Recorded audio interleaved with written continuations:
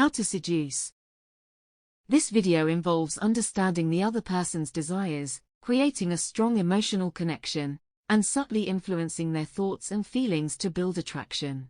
It's important to approach seduction with respect, integrity, and consent, ensuring that both parties are comfortable and enthusiastic about the interaction.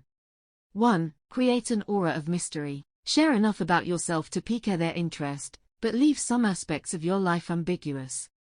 This can make you appear more intriguing and keep them wanting to learn more about you. 2. Master the art of insinuation. Rather than stating your intentions directly, subtly hint at them through your words, actions, and body language.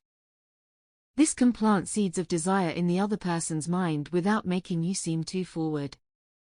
3. Use the power of words. Develop your storytelling abilities and choose your words carefully to captivate the other person's imagination. Share interesting anecdotes or express your thoughts and feelings in a compelling way to draw them in.